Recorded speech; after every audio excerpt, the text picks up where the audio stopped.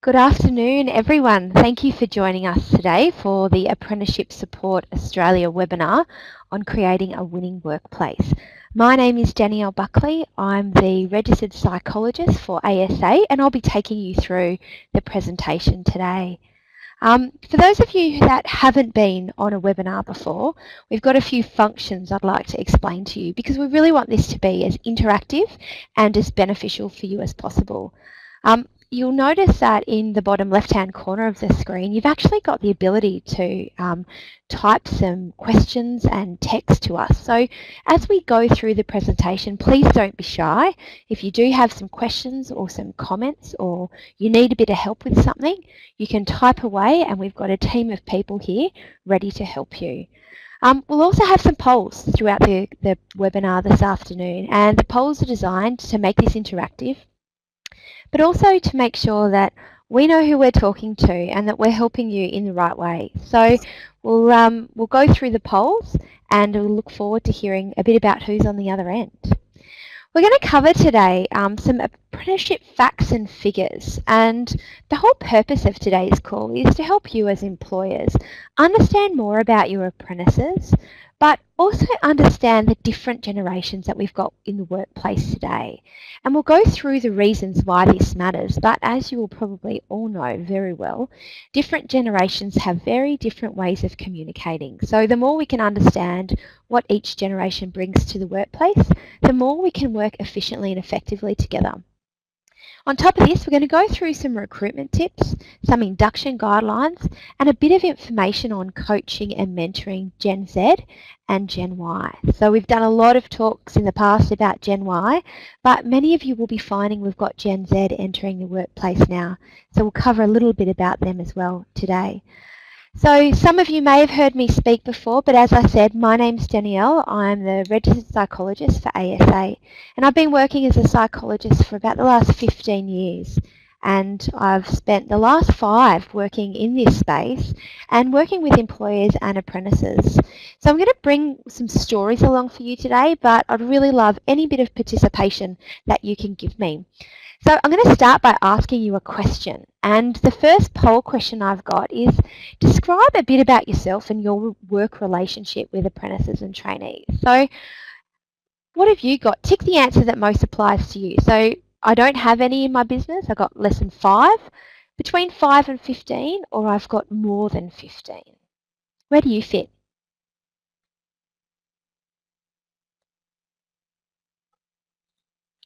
Okay.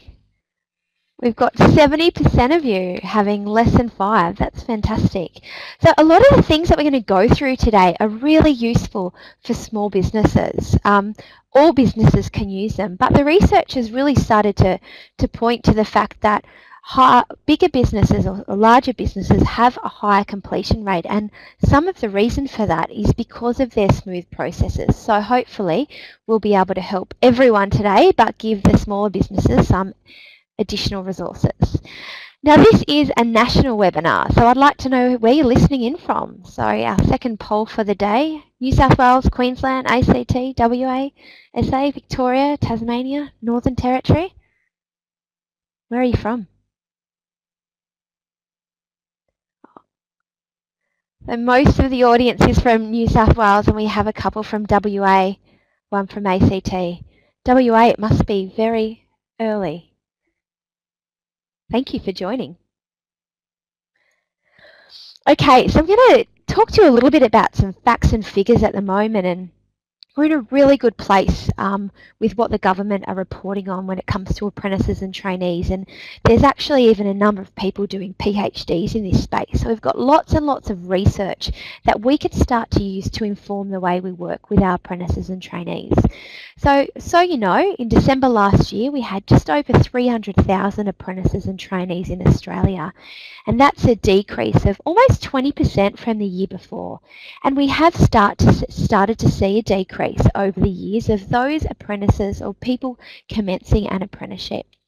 Similarly, we've also seen a decrease in completion rates, and at the end of last year we had about a 46% completion rate. So that means less than 50% of people who started an apprenticeship actually finished it.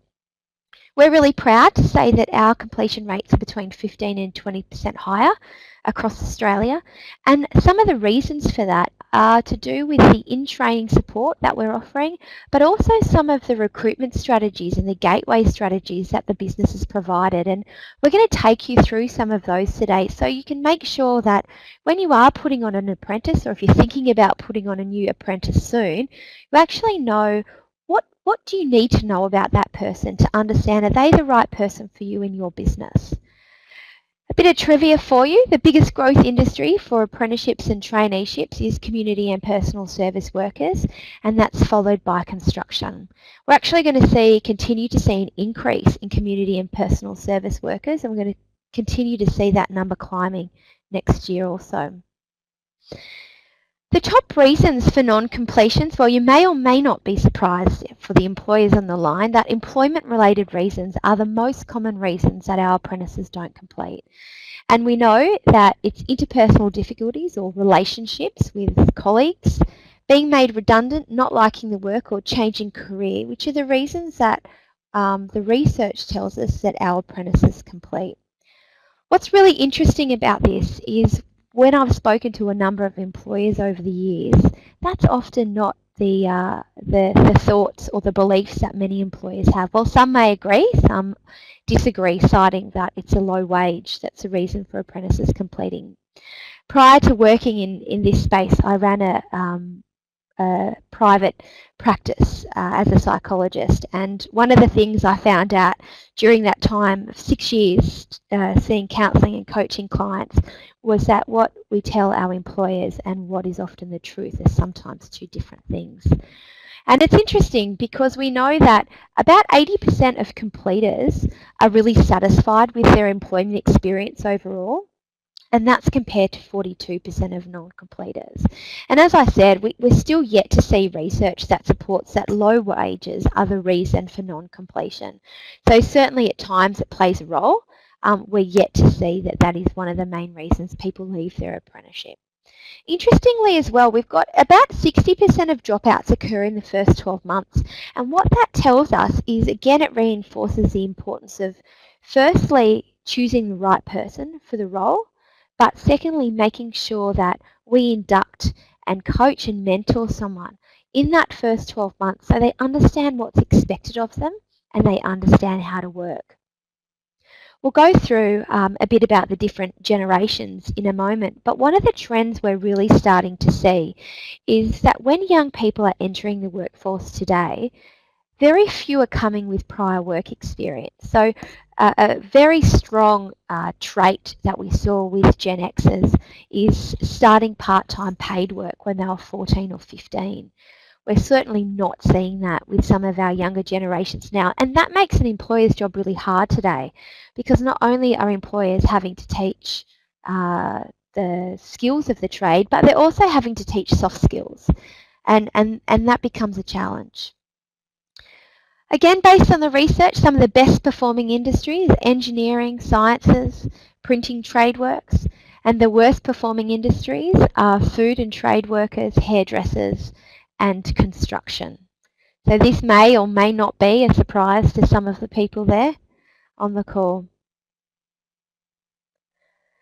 Any questions before we move into the different generations?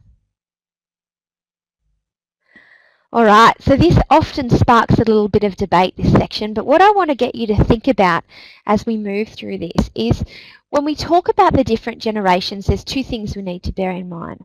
First of all is that these are stereotypical traits that we'll go through. So not everybody experiences these traits.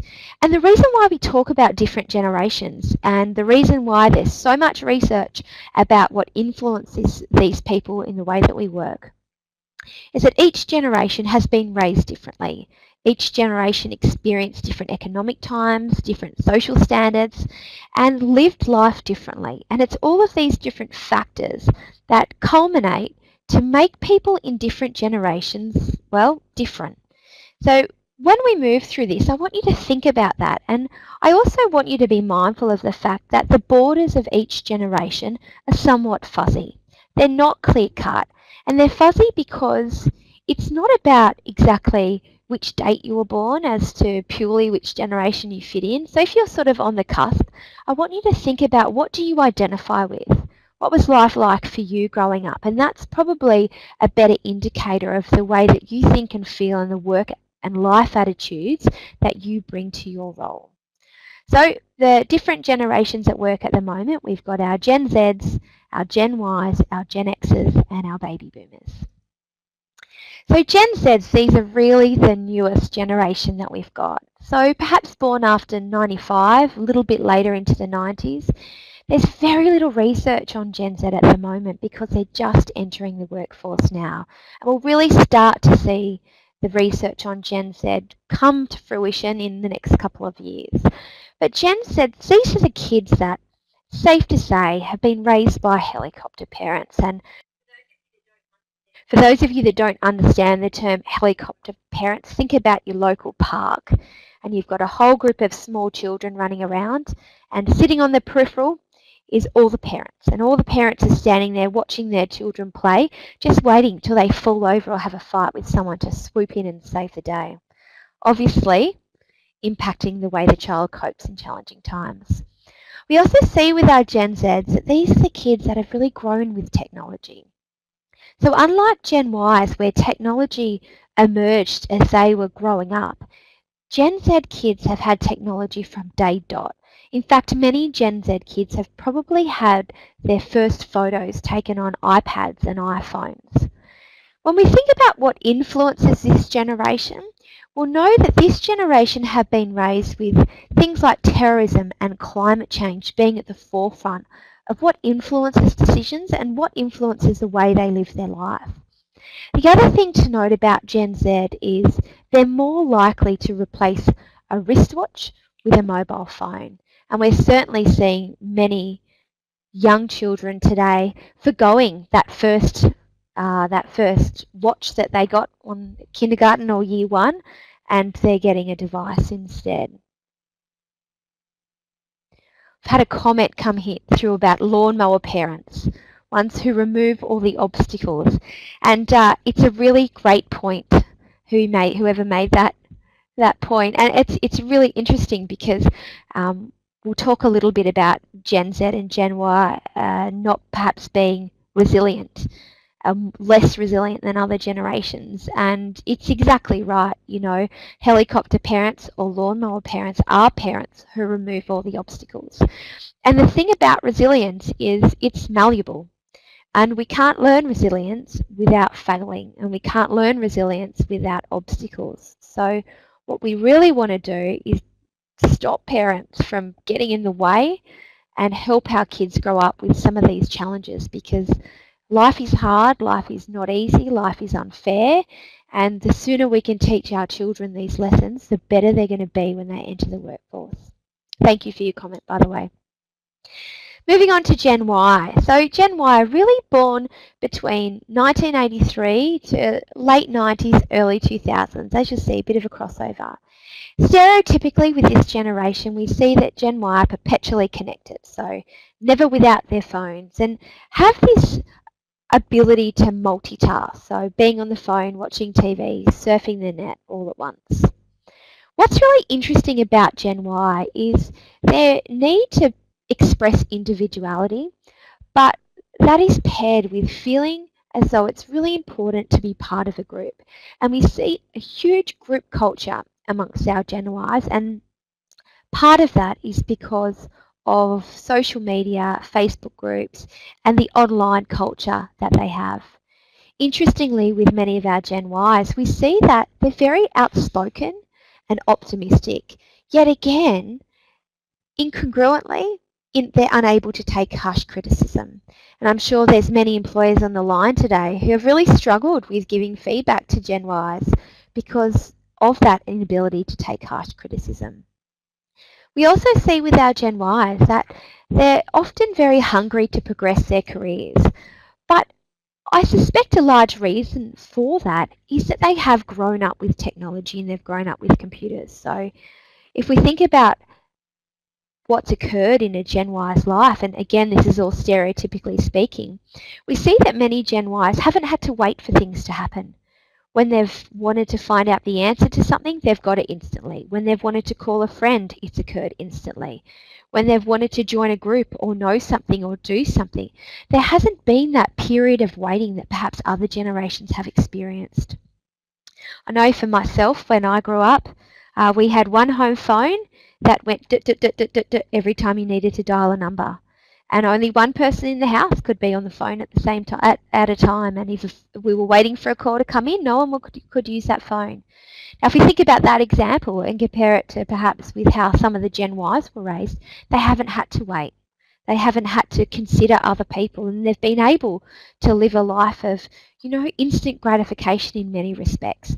So when their personal life has been like that, all of a sudden we've seen them enter the workforce and expect that things will happen at the same speed. But as we all know, that hasn't been and is not the case. The point before about low lawnmower parents also refers to this idea of Gen Y being less resilient. There's been some research come out of the States on confidence, and the research has looked at youth and the changes in youth over the last 20 years. And what the research has found is that youth today have high levels of confidence, high levels of narcissism, but also high levels of mental illness than ever before. And I find that really fascinating as a psychologist. And I know anecdotally a lot of people can probably understand that. But we've certainly raised a generation amongst children who do believe that they are great people and believe that they're capable people and believe that they can do anything. They're optimistic, they're outspoken. But because of, at times, a lot of that lawnmower attitude or wrapped in cotton wool, when kids are leaving the house and entering the workforce, many of them don't have what it takes to be successful because they don't have that idea of what we call grit. So when things get tough, they pack up. And one of the best things we can do as parents and employers is spend time not giving our kids things, but coaching kids to prepare themselves for these situations and coach them to understand not, a growth mindset and what it is they can do to think differently and be different in each situation.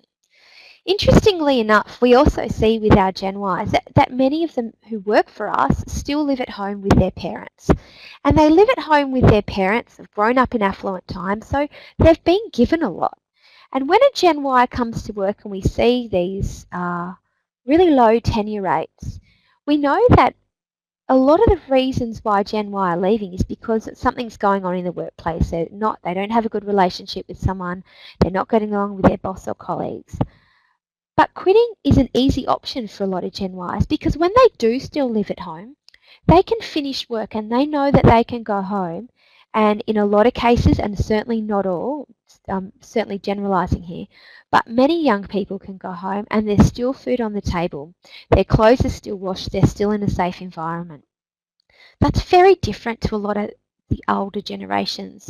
When a lot of the Gen Xers and the baby boomers, when they were at the same age, they were out working and they had financial responsibilities and perhaps family responsibilities as well.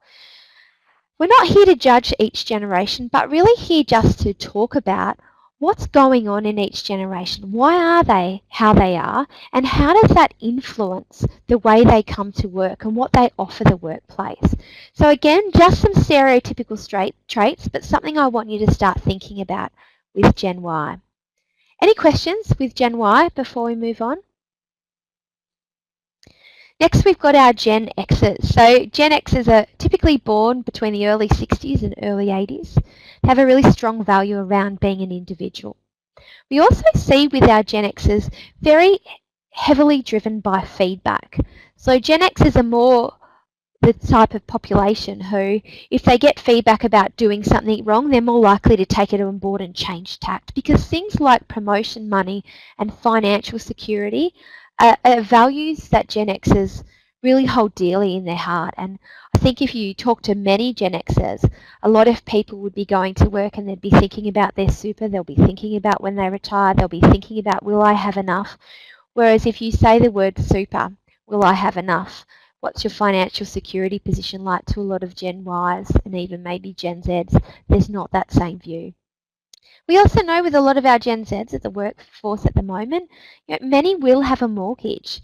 And again, that changes their motivation for coming to work. So if you don't have financial responsibilities, when things get tough and you're not passionate about it, there's less holding you to that. Whereas with perhaps a Gen X, those who go to work are there because they've got big commitments.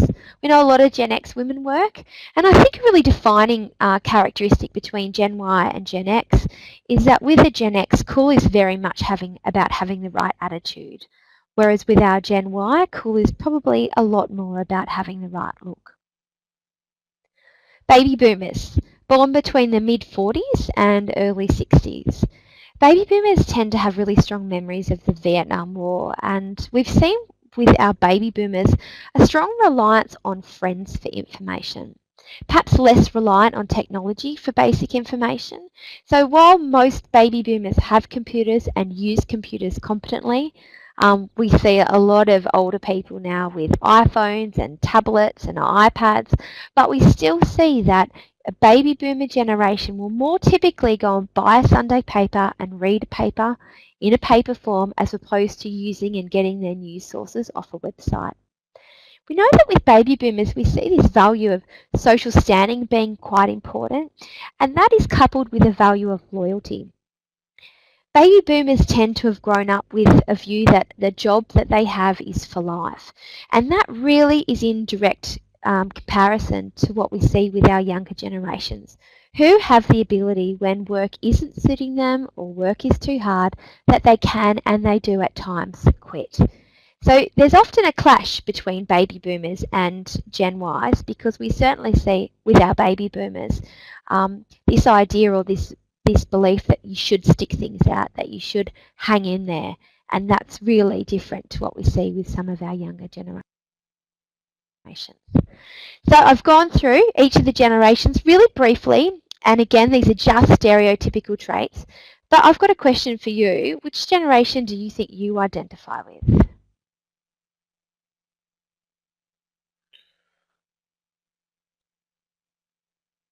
We've had a few people changing their mind here. Not sure. So we've got a couple of baby boomers, highest proportion Gen X, some Gen Y, and a couple Gen Z. That's fantastic. Thank you. Thank you for sharing. All right, so let's talk about the workforce today. So we're in a really interesting state of the workforce at the moment. So we know that our youth unemployment rate is really high. So youth unemployment rate is about 13.4%, which for a country like Australia is just way too high. We also know that our education system is really focused on university pathways. Yet we know that 50% of students only undertake university pathways. We know that our apprentice completion rate is under 50%. And we also know that when we look at our Gen Y population, and in 2025, Gen Y are expected to make up 75% of our workforce.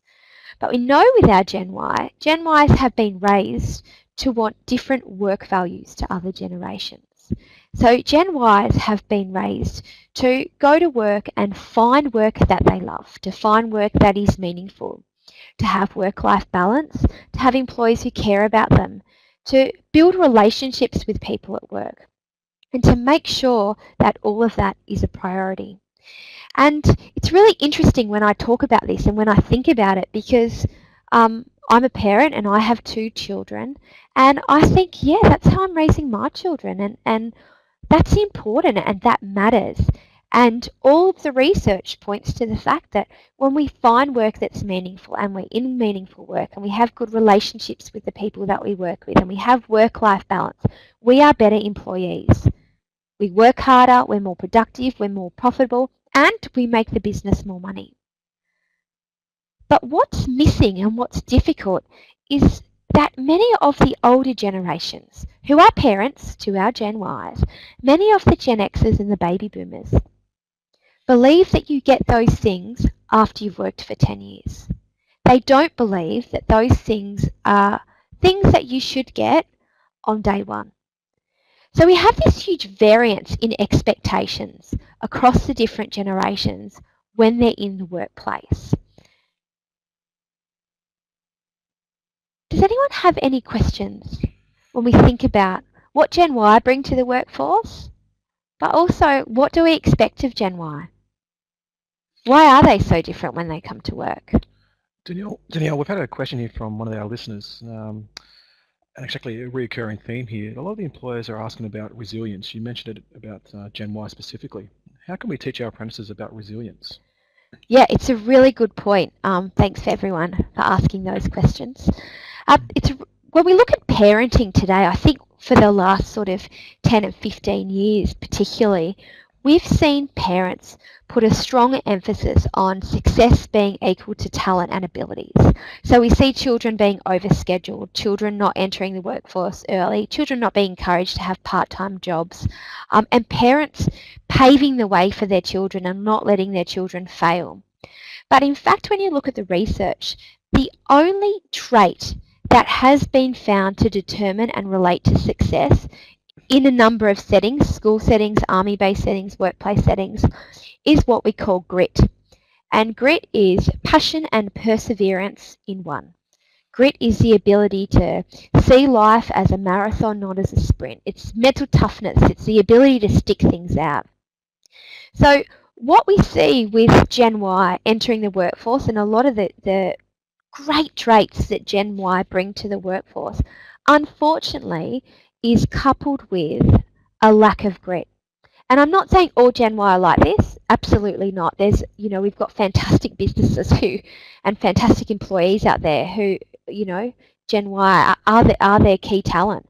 But what we've seen in the way that parents and society raise children is perhaps a society that's not as gritty as other generations. So back to the question of raising resilience. So the first point is, yes, we need to invest in increasing how resilient and how gritty our young generations are. As parents, we need to be and help our children develop resilience. As I said, it's malleable. It's something that is taught and developed over time, but it's only developed through setbacks. So the more we let our children fail and fall over and stumble, and then we offer opportunities to find their way through that and coach them through that and talk to them about getting back on board and learning from this, the grittier and more successful our children will be. And that then feeds back into the better employees will be. And so for employers, in terms of helping their younger staff become more resilient, we need to also create opportunities where they can learn and grow in the workforce, but also where they can fail and they can learn about resilience and grit. Any other questions? Great question. How does somebody motivate Gen Y? We get that question a lot, so it's a great question. And I think one of the really interesting points about working with Gen Y and Gen Z is we do need to understand what motivates them. And the only way that you can understand what motivates somebody is by getting to know that person. Because what motivates me, what motivates you, or someone that you work with, everyone is motivated by completely different things. And it's interesting because I think as a generation you can probably say that Gen X are more motivated by money than Gen Y because they've had to be. It's been a necessity. I'll tell you a story. I was working with a young plumber, apprentice plumber once, and he had failed 2 plumbing apprenticeships. And I said to him, he said, I think I'm going to quit. I said, again, gosh, okay, right. I said, look, what are you going to be? What do you want to do? And he says, I want to be a snowboarder. I'm like, okay, well, plumbing apprenticeship is quite different. I said, well, how are you going to make that happen? He said, I don't know. So we sit down and we say, all right, well, what about this? What about we work out through your apprenticeship, doing some odd jobs on a Saturday, how much you need to save in order to get a season pass to go down to the snow? How about we work out how much you need to save in order to buy a snowboard? All of a sudden, work became more than just an apprenticeship. Work became a means of facilitating his bigger picture. And it wasn't until I had that conversation with him and I knew what mattered to him, and what mattered was snowboarding and being able to get to the snow and have a life outside of work, But if I hadn't have had that conversation, he probably would have failed a third apprenticeship. What's good to know is that he not only went on and completed his plumbing apprenticeship, but he now runs one of the most successful plumbing companies I know. This obviously was a few years ago, and he's only been out on his own for a couple of years. But in relation to how we motivate Gen Y, how we motivate anybody is we understand and get to know what matters to that person. And when somebody comes to work and they're there because they can identify either intrinsic or identified reasons for being there, whether that be to save up for a car or save up for a house or pay a bill or because they want to own their own business one day, that's a motivation tactic. That's something that you need to understand. What's interesting though is we know that less than 30% of people in the workforce today are actually engaged. So many employees that I speak to actually know very little about their apprentice. They don't know who they live with. They don't know what they do on the weekend. They don't know where they want to be in 5 years' time. The more you can understand who it is you're working with and what your apprentice does and thinks and feels, the more you're going to be able to motivate and influence them. Danielle, we've been flooded with some questions now, and they keep them coming, please. They're really, really good questions. And we've got another one here from Rebecca. She just wants to know about the communication techniques with Gen Z as opposed to Gen Y. She basically said, hey, I can't get a hold of somebody or Gen Y on the phone, but I can through a text. That's such a good point. Yeah, we're going to cover that. Well, we'll cover that sort of now and moving forward as well. But the whole reason why we're going through these different generation points is because we need to understand that each generation has really different ways of communicating. You know, and nothing is right or wrong, but we have to understand that it is different. So for a Gen Y, our surveys and our research shows that majority of people prefer to communicate via text message, email, online. Whereas if you compare that to the research on Gen X and baby boomers, it's face-to-face. So the reason why I'm telling you this is because if you want somebody of a different generation to communicate with you the way that your generation prefers, that's something that needs to be spelled out at the beginning. Because it is the norm for younger people to communicate via text and online. It is not the norm for older people. We're going to talk about that in a moment. I'm going to move on to recruitment, and we'll tie that in when we talk about induction. Okay, so recruitment tips. Personal networks have been found to be the biggest recruitment source. We know that the typical interview length is about 10 minutes, and a potential apprentice or trainee usually meets one person in a business. One of the tools I want to introduce you to today and show you about is the job fit test.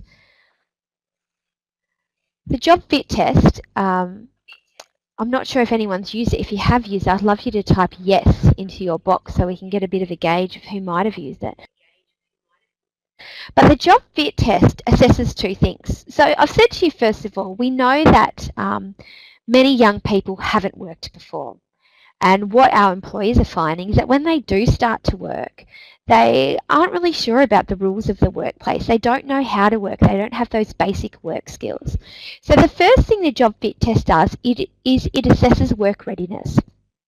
We've done a literature review of all the basic competencies and soft skill competencies that people need when they start work. And this assesses those by asking really, really friendly, non-intrusive questions. The second part is that young people or anyone using this test can then select up to 5 roles and assess their suitability to that role. And as we know, it's not about someone's ability per se as to whether they'll be successful in a role, but whether someone is suited to that. So do they share the same their strength? Are they playing to their strengths in this role? Are they motivated by the type of work this will involve? You know, have they studied the right subjects? The kids complete each of these sections and it only takes about 10 minutes. But then they get 2 pieces of output. So they get a percentage score to identify how work ready they are. And so, for example, on the slide, you'll see they might only be 60%. The best part about this is that we then offer individualised feedback on what each person can do to improve their work readiness based on how they've answered the questions, and the same with their job suitability. So for every role that they've answered, whether they're suitable for, we will give them a set of feedback and some tips of things that they can do to improve their suitability to that role. What we are encouraging employees to do is to use this as part of your recruitment. The reason why is we're not saying that if someone's not work ready or not suitable to that job that necessarily you shouldn't hire them, but we want to give you opportunities to understand more about the person that you're putting on in your business. Make sure you get someone that is the right person for you in your business. And you can then use this as part of their performance development, as part of coaching and mentoring, but you get a really good snapshot and perhaps you get some information or some diagnostic information to help understand what you can do differently when that person comes into your business. We also hear regularly from employers that many people don't really know what to ask in interviews. And that's pretty understandable. So particularly if you're from a small business, we know that with a lot of employers, they're technical experts and they are running a business because they are really, really good at what they do. And that is usually a trade. I have 3 degrees in psychology and I've been working at this for a long time, and I'm even complexed by human behaviour sometimes. So making sure that, and giving you as much education and help with getting the right person in the role is something that we feel really passionately about. And a lot of people have been using this test and have found it really useful. So it's something I'd encourage all of you to have a go. It's all free. It's on our Skillsroad website. And as I said, it takes about 10 minutes to complete. The other thing I want you to think about too is how you recruit. So we know, and we certainly see time and time again, that a lot of traditional recruitment or job ads that we see for apprentices or trainees target skills and experience, and it looks for people who have the skills that we want you to teach. The other thing is, for many kids who haven't worked before, job ads are really boring and they're really unattractive, and they don't actually spell out what that person will be doing in the role. Because if you haven't worked before, what's communication skills? It's really, really difficult for young people to understand what is required of them without you spelling it out. So we want you to think about the strengths you want in a person. We want you to create job ads that show people what's involved in the role and not tell them. And I want to share a case study with you as to why this matters and why this makes a difference. So the Australian Open Tennis Grand Slam started to have a few issues with getting good customer service representatives to work for them. I'm sure many people on the call today have had trouble with customer service and young people. But the Australian Open needed to change what they were doing. They weren't getting enough people apply for their jobs, and they weren't getting enough people through their recruitment processes and assessment centres that they could offer a role to. So they changed the ad. Let me read this to you. The Communicator Realtor. As soon as guests arrive, Jo comes into her own. Patrons love her because she has a warm, engaging style, sharing with their excitement as she welcomes guests to the event. She's constantly looking for ways to serve and help others, including her own team. She listens to guests intently and explains perfectly how to find their seats. What's more, she's focused on safety and is quick to act immediately and decisively to ensure patrons have an enjoyable and safe experience. A completely memorable event experience is paramount for the patrons, and Jo services and supports this no matter what the event. Crystallised Consulting put this ad together, and it goes down to say, does this sound like you? Are you Jo? Now this might be a little bit far-fetched for some people in the audience today, but that's a pretty different job ad, right? It's an ad that actually shows what Jo will be doing. It shows what it means to be a customer service person who works at the Australian Open Tennis. And what I love about this ad is once they changed this ad, they actually got over 60% of more people apply for the role, and they offered 65% more positions, purely because they got the right people for the job, because they changed the way that they recruited and they changed the way they advertise. So what I want you to think about is what can you do differently in the way you advertise to think about and understand what strengths you want in your business. I've heard time and time again employers say to me that they have got some new apprentice working for them and they might work in the electrical trade or be in engineering, and all of a sudden they've worked out that that young person isn't competent in maths. This is why the job fit test works, because we've got over 350 jobs on there and it assesses all those basic requirements for the job. Are you ready for this job? And if you're not, here's some ideas about what you can do. I would encourage everybody on the call to think today, what can you do even better in the way that you recruit? What strengths can you look for next time you look for an apprentice? We've got our Skillsroad website here up on the screen. Skillsroad, we've now got over 45,000 members and we get about 150,000 visits a month.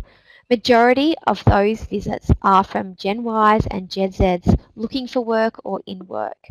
We've got a jobs board on there now which offers the opportunity to advertise for free for apprenticeships and traineeships. I would encourage anyone who is looking to put somebody else on to think about crafting a job ad and putting it on there. As I said, it's all free. It's directly to the user group. But think about how you can advertise differently. Think about how you can look for strengths and not skills, because I want you to teach skills. And skills can be really easy to teach if you have the right attitude and the right strengths in a person. Skills can be really difficult to teach if you've got the wrong strengths and the wrong attitude. Quick question. Who thinks they could use some of this to influence the way that they recruit?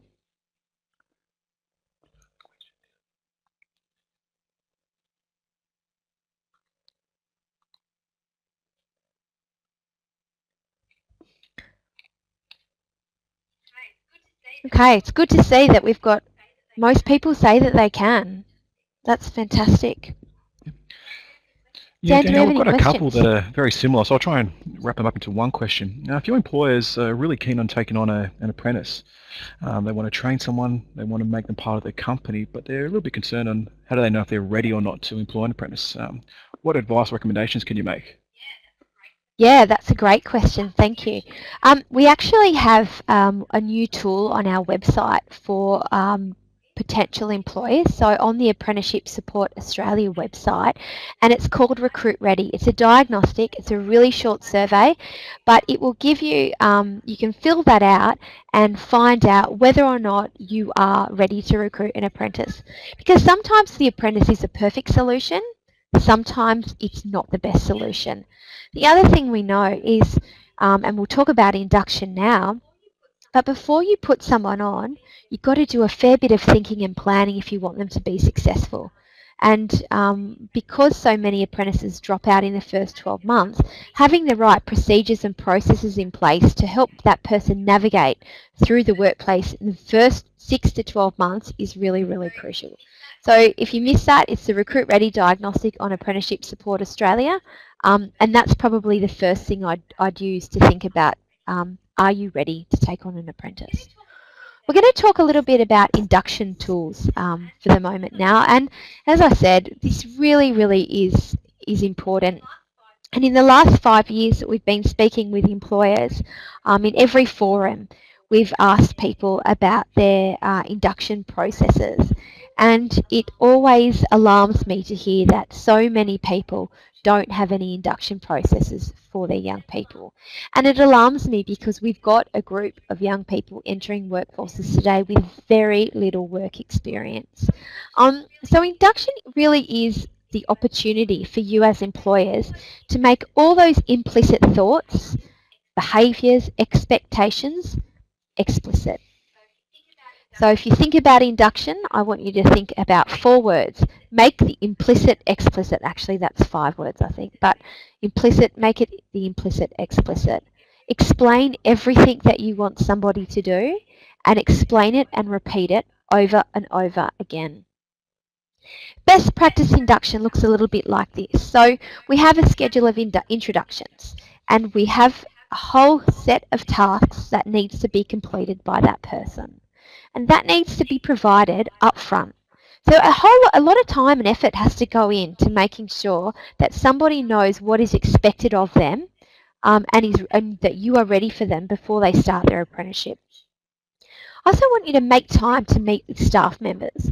So new research has come out around engagement to say that if we have a best buddy at work or close relationships, we are 7 times more engaged. Now this is different to many of the other generations, because I certainly know when I started work, I went to work and I put my head down and I worked until my boss said that I could go home. But younger generations aren't being raised like this. Younger generations are being raised to value relationships at work more so than perhaps other generations. So it's important that we factor that in our induction. We also know that people need to have learning time. So one way that's really disengaging to talk to someone through the business, get someone to learn about the business, is to throw them into a situation and get them just to learn as they go. Allow them time to learn things. Allow them time to process. Schedule time, hours, afternoons, where they can sit down and work out how to do things differently, how to do what you need them to do. Give clear instructions and make sure that you remember at all times that relationships matter. The other thing we've got to think about is this information needs to be drip-fed. I don't know if you can remember your first day at work. What emotions did you experience? How many were positive and how many were negative? I think a pretty standard response is I felt nervous, I felt excited, I felt unsure. When we're feeling all of those emotions, it's really, really difficult to also learn about a new workplace. So I'd like you to ask yourself as well, what are your expectations of this young person as they start in the workplace? Are they realistic? Or are you perhaps expecting a little bit too much? And are you drip feeding the information accordingly? We've had a question come through about some checklists for induction or guidelines. On both the Skillsroad and the ASA website, we have guidelines for best practice induction, we have checklists for best practice induction, and we also have what I think forms part of the gold standard of induction, our ways of working agreement. So one of the biggest frustrations and complaints we hear from our apprentices and trainees is that when they start in a business, that induction is so overwhelming that they don't take anything in, and I'm sure we can all relate to that. The Ways of Working Agreement is a really simple 2-page document that we've put together. It covers the really basic things that somebody needs to know when they start work. Hours of work, dress code, rules around technology, mobile phones, and all the basic expectations that we want you to communicate with your apprentice on day one. I want you to sit down with that person, print out this form, sit down with that person and fill it in together. Talk about the way that they'll work and share what they can expect of you as much as what you can expect of them, because this is a working relationship. It's a working relationship. So work through the Ways of Working Agreement. It's very simple, it's very basic, and at the bottom you both sign it. And the Ways of Working Agreement then forms the basis of the way you work together. It's not complicated, it's not a huge big document, and obviously they still need to learn all about the OH&S stuff, they need to learn about TAFE, there's lots of things they need to cover. But what matters first and foremost is the really basic ways of how you work together, and this is the stuff that they can retain initially. You can get to the other stuff, you can drip feed the other stuff, but make sure this is part of what you do on day one. Does anyone think they might be able to use the Ways of Working resource?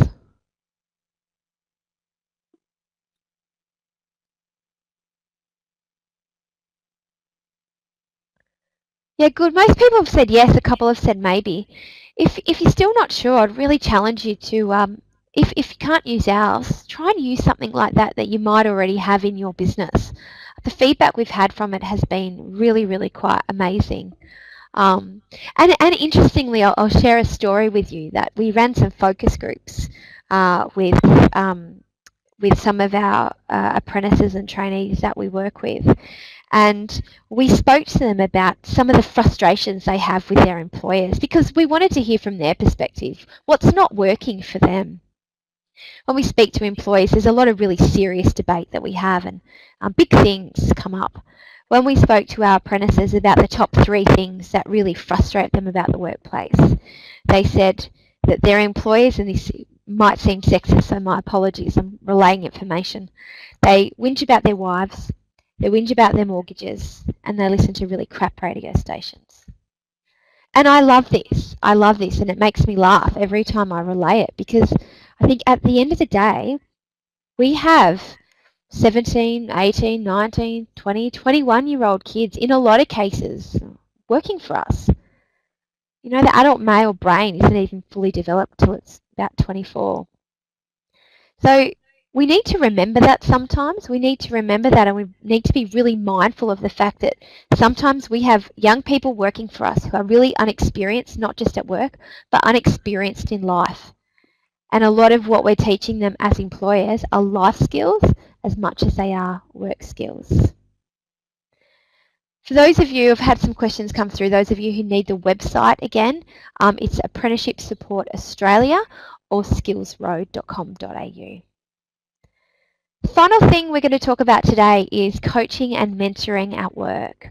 And again, this is really important when it comes to making sure that we retain our young staff and they're engaged.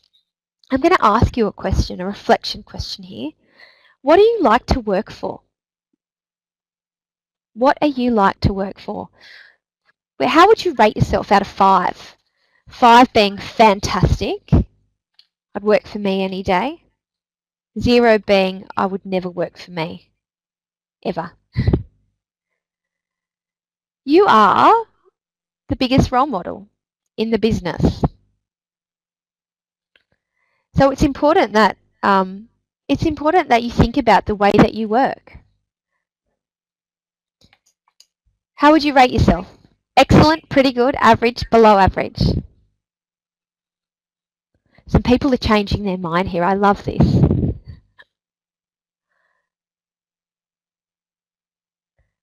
So we've got a bit, 1 excellent, majority say pretty good, some average, and some below average. So pay attention as we go through this part. Years ago, back when I started work, I went to work and my boss told me what to do. If you look at this matrix, we operated down the bottom in the tell mode. And traditionally, very traditionally, leadership, management, supervisory roles were roles that you got promoted to because you were technically excellent, you'd advanced, you'd been there for a long time, but it meant you got to tell people what to do. That is what your role was. But what the research now tells us is if we go to work and we simply tell people what to do, it is a surefire way to make sure that everyone that works for us is completely disengaged. We've raised this generation, Gen Y, Gen Z, we've raised generation to be really intelligent, to be curious, to want to progress, to be hungry for more. So while it's really important that we tell people what to do, majority of the time, I definitely don't dispute that, I'd encourage all of you to find opportunities to ask people some questions and to ask your apprentices and trainees some questions. And those sort of questions might be things like, what do you think the priorities for today should be? Okay, we've got to approach this task. What do you think the best way to approach it? This person has said this, given us this feedback. What do you think that we should do?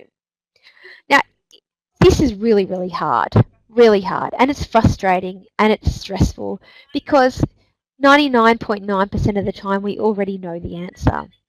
And I'm certainly not saying that we need to take on board everything that our apprentice or trainee has. But if we go back to trying to build a resilient population and an engaged workforce, we need to create opportunities, A, for people to grow, B, for people to be engaged, but C, ways that people can talk about things at work and then fail and get it wrong. So it's not about throwing someone in the dark all of a sudden, but coaching them through day-to-day situations so they learn how to do the tasks differently and how to do the tasks better. The other thing we need to do, and it comes back to the question I got before on motivation, is to set goals with people. You know, I had an apprentice say to me the other day, Danielle, I've just had to clean the toilets for the first 12 months.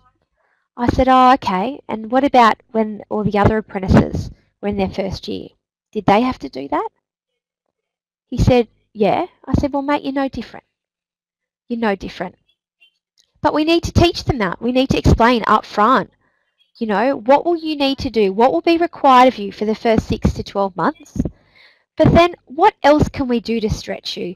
And we want to encourage all employees to set goals with their apprentices and trainees. We all have goals. We all live our life. We're all goal driven, whether that's to pay off our house, to lose weight, have a holiday. Find out what matters to your apprentice and make the effort to set goals. Yes, they might have to clean the toilets for the first 6 months, but if you want to retain that person, give them at least 1 or 2 other things that are going to be somewhat challenging to do in that 6 to 12 months as well. Interestingly, we know the research from about 750,000 employees and business teams tell us that high-performing teams inquire as much as they advocate. So they ask other people what they think as much as they advocate for their own ideas. That matters because many of the businesses I speak to don't do that.